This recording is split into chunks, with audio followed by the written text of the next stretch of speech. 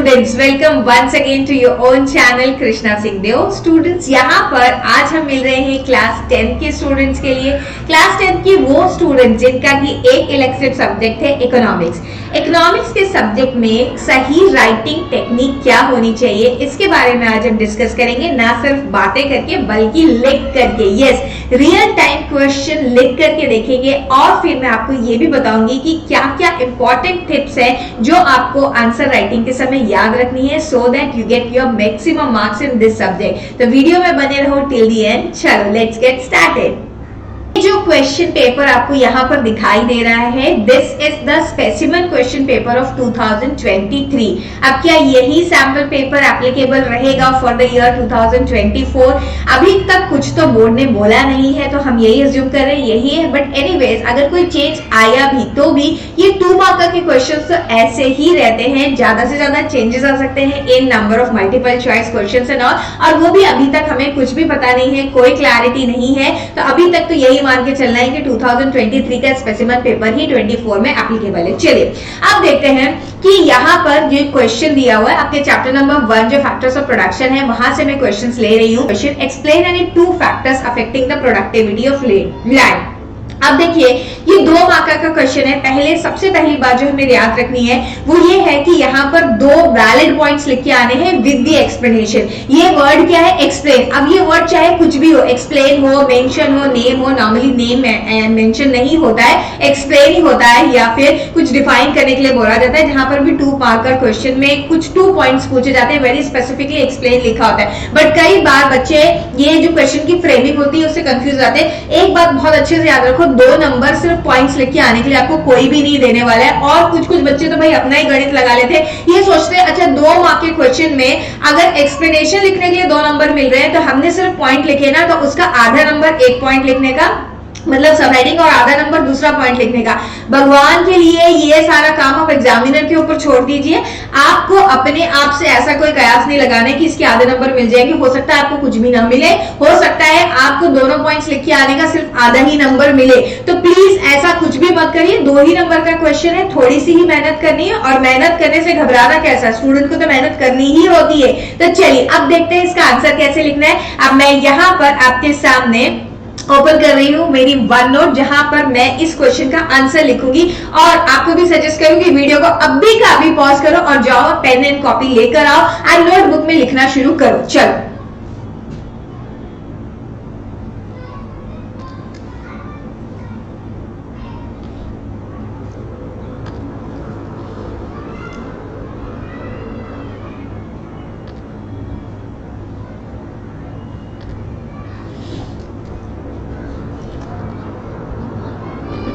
factors affecting productivity of land।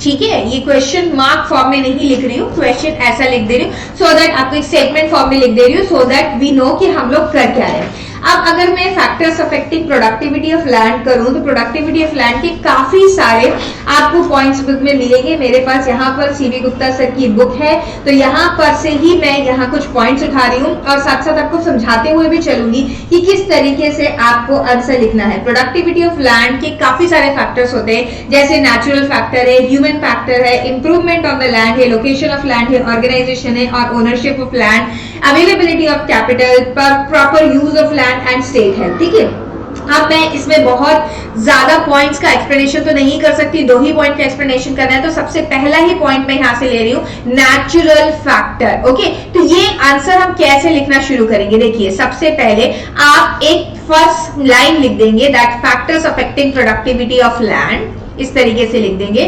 Factors affecting productivity of land are as follows. Okay, एक line लिखने में few seconds ही लगेंगे, कुछ बहुत नहीं लगेगा. ओके, अब आप इसको नंबर कर दीजिए. हमेशा नंबर करके आना है. आप A B 1 2 रोमन नंबर, ऐसा नॉर्मल वाला नंबर कुछ भी लिखिए, लेकिन नंबर जरूर लिखना है. और उसके बाद आपको लिखनी है हेडिंग. जैसे मैं यहां से ले रही हूं नेचुरल फैक्टर. अभी ये नेचुरल फैक्टर जो है उसको मुझे क्या करना है. देखिए, आपके पास एग्जाम में इतना कोई टाइम नहीं रहेगा कि आप अलग अलग कलर के पेन से इस्तेमाल करें. पेन तो वैसे भी अलग अलग कलर के अलाउड ही नहीं है, और या फिर पेंसिल से लाइन खींचते बैठे. आप एक काम करिए, आप लिखने के बाद उसी कलर के ब्लैक कलर पेन से ही आप उसे 2 बार अंडरलाइन कर दीजिए. बाद में टाइम मिले तो आप पेंसिल से कर देना, लेकिन बाद में के लिए कुछ छोड़िए मत, क्योंकि हो सकता है 2 घंटे में ही आपका पेपर खत्म हो. पूरा का पूरा 2 घंटे आपको इस्तेमाल करना पड़े, तो फिर बाद में आके हाईलाइट करने का टाइम नहीं मिलेगा. जितने भी कीवर्ड्स आप लिखेंगे और जितने भी हेडिंग्स लिखेंगे, आप उनको पहली बार अंडरलाइन करेंगे, जहां पर आप अपने एग्जामिनर का, हिंदी बोल तो बहुत ज्यादा, ध्यान आकर्षित करना चाहते हैं. यस, जहां पर आप चाहते हैं कि एग्जामिनर देखे स्पेसिफिकली कि देखो देखो मैंने इसको पढ़ा है, ये आप दिखाना चाहते हैं, तो आपको ये अच्छे से दिखाना पड़ेगा. चलिए, अब जैसे नेचुरल फैक्टर्स में लिखा हुआ है, it is natural quality such as fertility कैसी है लैंड की, स्लोप कैसा है लैंड का, climate, chemical and biological properties of the soil. तो ये इतना सारा जो लिखा है, क्या पूरा का पूरा छाप दे? पूरा का पूरा छापना नहीं है, लेकिन जो आपकी इंपॉर्टेंट टर्मिनोलॉजीज है, जो कीवर्ड्स है, उसे तो लिखना ही लिखना है. सो प्रोडक्टिविटी ऑफ लैंड, मैं यहाँ पे अपनी लैंग्वेज में लिख रही हूँ, लेकिन मैं क्या करूंगी, इसमें ये कीवर्ड्स इंक्लूड कर लूंगी. Productivity of land largely depends upon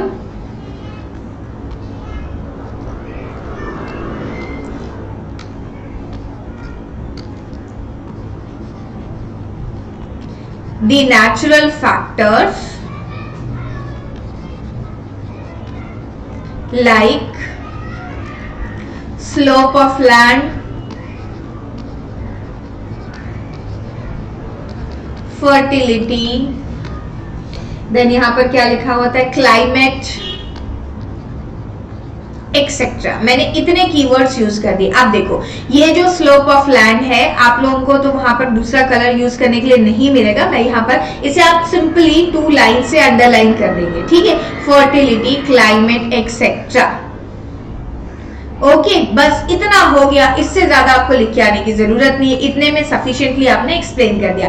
अब इसके लिए ये 2 मार्क का क्वेश्चन है, याद दिला दूं आपको, 2 नंबर के लिए आप लिख कर आ रहे हैं. सेकंड पॉइंट आप कोई भी लिख दीजिए, जैसे कि मैं लिख देती हूँ location of land. Location of land कैसे इंपैक्ट करती है? लोकेशन ऑफ लैंड के ऊपर डिपेंड करता है कि प्रोडक्टिविटी कैसी रहेगी. अब हमेशा लैंड जो है खेती बाड़ी वाला लैंड है, यही मत सोचो लैंड खेती बाड़ी वाली हो सकता है, मतलब कि एग्रीकल्चर लैंड भी हो सकता है. जो रिवर बैंक पे होगा उसकी फर्टिलिटी हाई होगी, जो कहीं डेजर्ट के पास में होगा वहां पर फर्टिलिटी कम होगी. या हम बात करें लैंड जिसका यूज प्रोडक्शन के लिए होता है, मतलब अदर प्रोडक्शन के लिए, जैसे फैक्ट्री वगैरह के लिए, तो वो भी जो जितना प्राइम लोकेशन होगा उतना अच्छा होगा. सो यहाँ पर लोकेशन ऑफ लैंड अफेक्ट करती है productivity. Land located near market लिखा हुआ है अभी, ठीक है, ये कीवर्ड हो गया. Market is supposed to be more productive than the distance place and it will not require extra amount to bring the produce to the market, क्योंकि वहां पर लेबर की आवाजाही भी आसान रहेगी एंड यहाँ से जो प्रोडक्शन किया है उसे मार्केट में ले जाना भी इजी रहेगा. So location of land is also important. Okay, so लिखते हैं productivity of land is also affected by its location.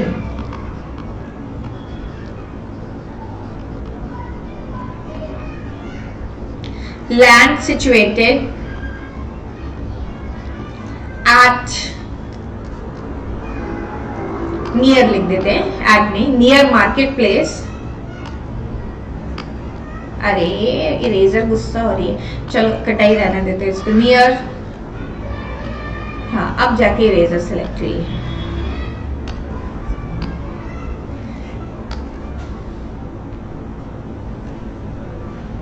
affected by its location था वो. land situated near market place make it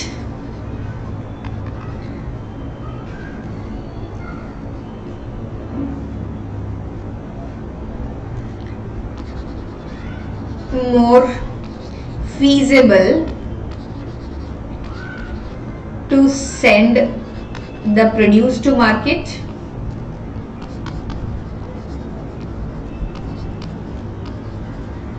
थोड़ी सी मैंने लैंग्वेज यहां पर change कर दी जो बुक में लिखी हुई है, rather than land situated at distant place.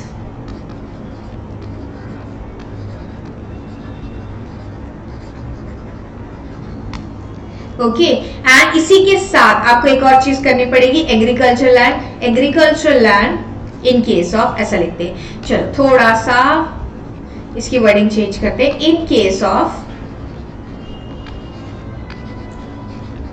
Agricultural land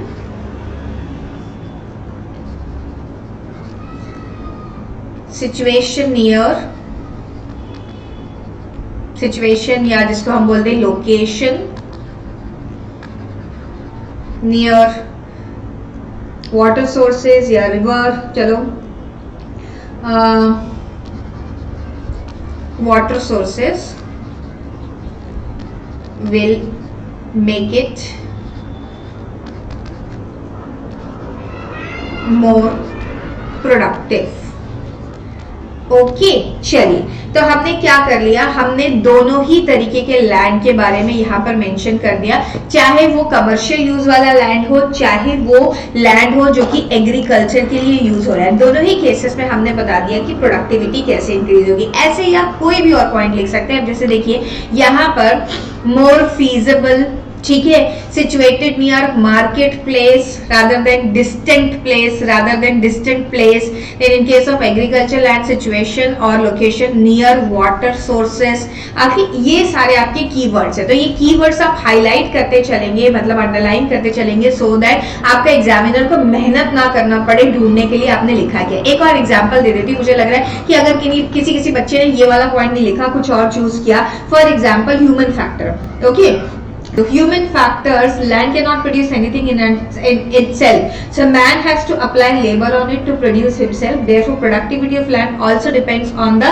kind of labor. Okay, so अगर यहाँ पर ज्यादा skilled labor को लगाया जाएगा, wise farmers may take more produce from the same land and untrained farmers, so कितनी ट्रेनिंग है जो वर्कर्स यहाँ पे काम कर रहे हैं उसके ऊपर भी डिपेंड करता है। सो हम यहाँ पर लिखते हैं ह्यूमन फैक्टर, ये है आपका मेन हेडिंग, ह्यूमन फैक्टर, और यहां अंदर लिखते हैं प्रोडक्टिविटी। अब जो बुक में लैंग्वेज लिखी है उसको आप थोड़ा चेंज भी कर सकते हैं, बट इंक्लूड करना है कीवर्ड्स को। Productivity of land also depends on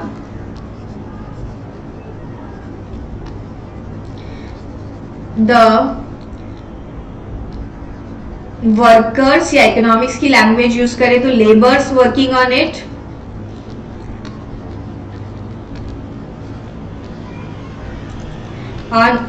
तो ये लेबर्स या वर्कर हमारा कीवर्ड है, और फिर हम लिखेंगे skilled labours will be able to produce more from same land. ठीक है, इसका क्लियर मीनिंग है कि अनस्किल्ड लेबर कम कर पाएंगे। ठीक है, यहाँ पर आप चाहे तो अनस्किल्ड का मेंशन भी कर देते हैं, तो अनस्किल्ड लेकर सकते हैं, अनस्किल्ड लेबर या स्किल्ड लेबर आपने वो कर दिया, एंड प्रोड्यूस मोर, ठीक है, प्रोडक्टिविटी बढ़ा देगा। तो ये आपने क्या किया, यहाँ पर हाईलाइट करके बता दिया कि भाई ये चीजें हैं जो लैंड की प्रोडक्टिविटी को इफेक्ट करती है। अच्छा, लैंड की प्रोडक्टिविटी को इफेक्ट करती है मतलब बढ़ाती भी है और कम भी करती है, दोनों आपको लिखना है। तो ये देखिए हमने 3 पॉइंट लिखकर देखे, हमें 3 पॉइंट नहीं लिखकर आने हैं एग्जाम में, तो हमको क्या करना है, एग्जाम में हमें 2 ही पॉइंट लिखकर आने, बट यहाँ पर हमने 3 जस्ट फॉर प्रैक्टिस लिखे। 3 क्वेश्चन पेपर में से ये जो सैंपल क्वेश्चन पेपर दिया हुआ, एक और क्वेश्चन पिक करके देखेंगे, why do labourers have less bargaining power. Again ये 2 मार्क का क्वेश्चन आया है एंड अच्छा क्वेश्चन है। मैं आपको ये वैरायटी ऑफ क्वेश्चन क्यों दिखा रही हूँ, क्योंकि इससे पहले वाले क्वेश्चन में तो बहुत साफ साफ लिख के बताया गया था। देखिए 2 फैक्टर्स अफेक्टिंग, तो आपको पता था 2 सब हेडिंग्स लिखना है, उसका एक्सप्लेनेशन लिखना है। जब ऐसे क्वेश्चन आते हैं जहां पर आपको पैराग्राफ फॉर्म में आंसर लिखना होता है, then what do you do, तो सबसे पहली बात, to deal with this kind of question, आपको एक बड़ा पैराग्राफ बिल्कुल नहीं लिख के आना है। आपको कोशिश करनी है कि उस बड़े पैराग्राफ को 2 सब पार्ट्स में आप डिवाइड कर दें, 2 छोटे छोटे पैराग्राफ के अंदर उसका आंसर आप लिख दें। इस तरह से आंसर लिखना हमेशा एडवाइजेबल रहेगा। अब आप बोलेंगे 2 नंबर के लिए 2 पैराग्राफ, मैं कोई ये नहीं बोल रही हूँ कि आप 15-20 लाइन का लिख कर आइए, 4 to 5 लाइन का एक पैराग्राफ, और वहां पर जितने ज्यादा हो सकते हैं की पॉइंट्स वो लिख दें। या फिर इस तरीके के क्वेश्चंस को डील करने का एक दूसरा तरीका भी ये हो सकता है कि आप स्मॉल पॉइंटर्स में without heading, single line self explanatory, वहां पर अपना आंसर लिख दें। चलिए, जैसे कि इस क्वेश्चन को डील करने के लिए मैं आपको बताती हूँ। मैं साइड में अपनी बुक भी यहाँ पर ओपन करके रख रही हूँ। ये देखिए, मैं यहाँ पर labour has less bargaining power compare to the employers, अब because of the following reasons, because, अच्छा, अब फॉलोइंग रीजन क्या, हम यहाँ पर जैसे बुक में ना ये बड़े पैराग्राफ में इसका आंसर दिया हुआ है प्रॉपरली। आप कोई सी भी बुक फॉलो कर रहे हो, वहां पर एक हेडिंग दी हुई है ये कि labours have less bargaining power, and उसके अंदर उसके कई सारे रीजंस बताए हैं कि क्यों लेबर के साथ पास लेस बार्गेनिंग पावर होता है as compare to employer. Because labour is unorganise, the labour is यहाँ पर लेबर के पास बार्गेनिंग पावर कम होने के रीजंस बताए हुए हैं। एक तो मैंने बोला कि अनऑर्गेनाइज्ड होता है, एंड देन क्या होता है, labour is perishable also, this is also one of the reason कि लेबर के पास जो बार्गेनिंग पावर होती है वो कम होती है। वाई? बिकॉज अगर लेबर ने एक दिन काम नहीं किया तो वो उसको फ्यूचर के लिए स्टोर करके नहीं रख सकता है, उसका काम तो आज का तो दिन वेस्ट ही हो गया, तो वो पेरिशेबल होता है। इस वजह से भी लेबर के पास जो बार्गेनिंग पावर है कम होती है। तो हम यहाँ पे रीजंस देंगे, ठीक है। चलिए, तो देखें, labour has less bargaining power compare to the employers because, अब यहां से हम रीजन रखना शुरू करेंगे। लेबर इज पेरिशेबल,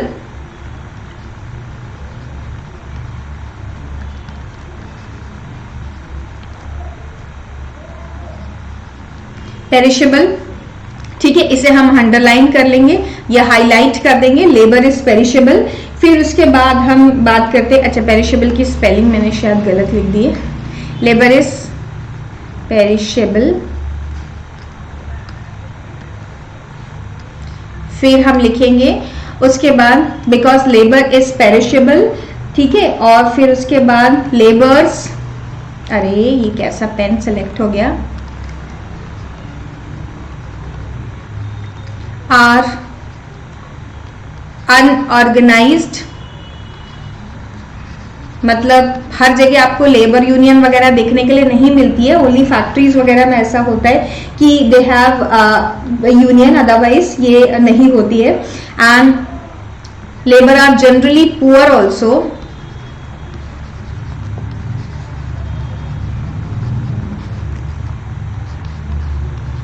ये सारे पॉइंट्स मैं बुक से ही ले रही हूं। एंड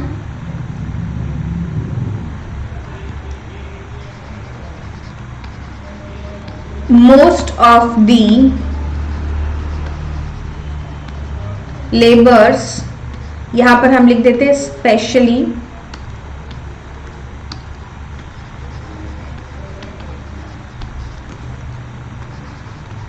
मैनुअल और physical workers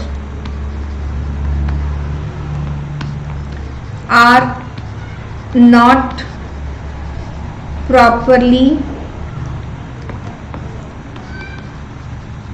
trained and educated.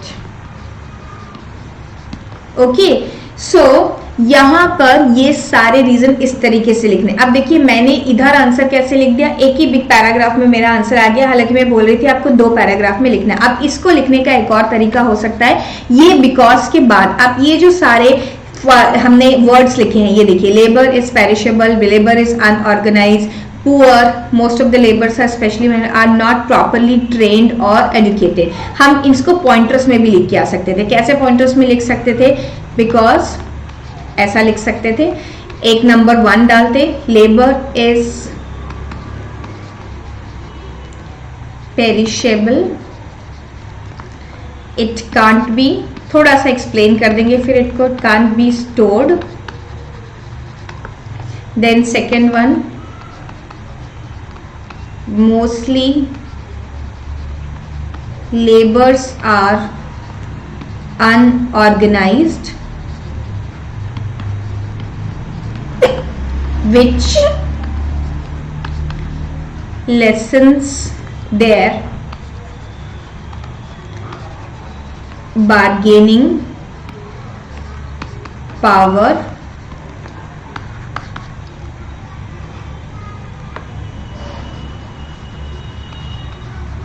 laborers are poor so they